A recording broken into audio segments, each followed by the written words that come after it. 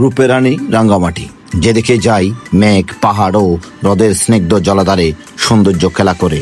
অপরূপ সৌন্দর্য উপভোগের মধ্য দিয়ে আজ দেখতে যাচ্ছি কাপ্তাই হ্রদের জল সারানো রেক্কং বাজার। কাপ্তাই হয়ে 30 মিনিট নৌপথে গেলেই এই বাজারের দেখা মেলে। এখন যে বাজারটি দেখা যাচ্ছে এটা রাঙ্গামাটি সদর ইউনিয়নের রেক্কং বাজার। এখন এই বাজারে আমরা যাব। আমি এখন চলে আসলাম রাঙ্গামাটি জেলার রেক্কং বাজার এলাকা। এটা রাঙ্গামাটির যে কাপ্তাই লেক আছে এই লেকের মাঝখানে একটি বাজার। এই বাজারে এসে যেটি দেখলাম এখানে প্রচুর মানুষ আছে, মানুষের বসবাস। কয়েকটি ছোটখাটো দোকান আছে এখানে, যে দোকানগুলোতে অনেক কিছু পাওয়া যায়। এখানে অনেক কাস্টমারও আছে।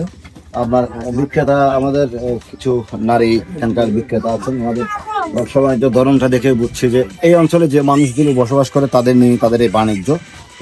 আমি একটু ভিতরে গেলে দেখাই আপনাদেরকে। এটা কয়েকটা দোকান আছে এখানে। এই দোকানগুলো হয়তো ভেতরের দিকে যে রেক্কং বাজারটা আরো একটু বিস্তৃত।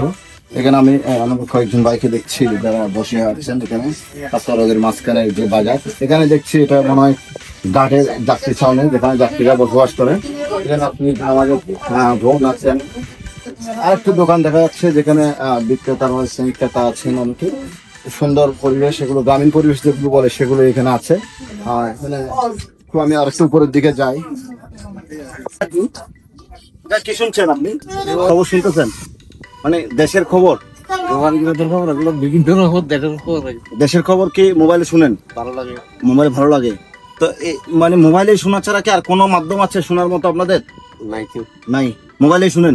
প্রতিদিনের খবর প্রতিদিন পান। কেমন লাগে দেশের খবর শুনলে? কেমন ভালো লাগে না? আপনি এখান থেকে কি বাজারের যে ওই মূল শহরের দিকে যান? আসা যাওয়া কম। এখানে থাকেন? নদীতে যখন মাছ ধরেন তখন আপনাদের সময় কেটে যায়। এরপরে এসে আপনারা এরকম করে মোবাইলে খবর রাখেন। ভালো লাগে। আচ্ছা আচ্ছা, আমরাও আপনাদেরকে দেখতে আসলাম কি অবস্থায় আছেন এরকম কি। দূর থেকে দেখলে মনে হবে কাপ্তাই লেকে ভাসছে এই বাজার। বাজারের দোকানগুলো লেকের ভাঙনে ক্ষতিগ্রস্ত। গাটে বাঁধা ডিঙ্গিগুলো অবারিত জলাধারে ভাসছে। বর্ষাকালে অপরূপ সুন্দরে ফুটে ওঠে কাপ্তাই লেক। চিরায়িত নিয়মে চলে বাজারের বাসিন্দাদের দিনকাল।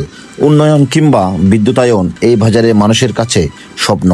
ডিঙ্গি নিয়ে মাছ ধরেই তাদের উপার্জন হয়। রেক্কং বাজারের ভিতরে যে পরিবেশটা, এখানে এসে যেটা দেখলাম যে এখানে কোনো নাকি তেমন বেশি কোনো বসতঘর নাই, যে 12-13টির মতো পরিবার আছে।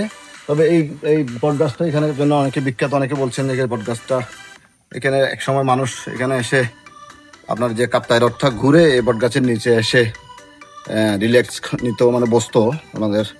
এটা এখানকার যে পরিবেশ, সেদিকে একটা মসজিদ দেখা যাচ্ছে, যে মসজিদের এই পরিবেশটা।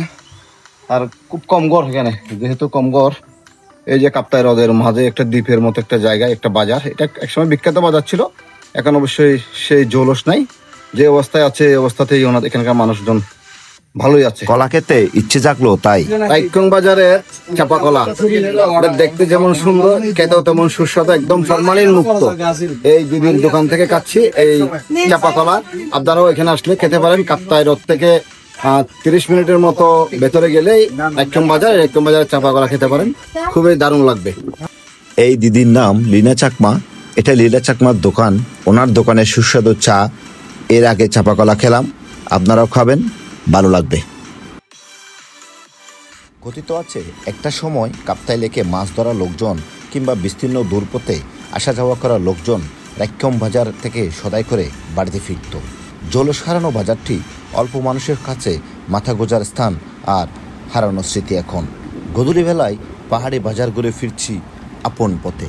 ফিরব অন্য কোনো নতুন ভিডিও নিয়ে। ধন্যবাদ।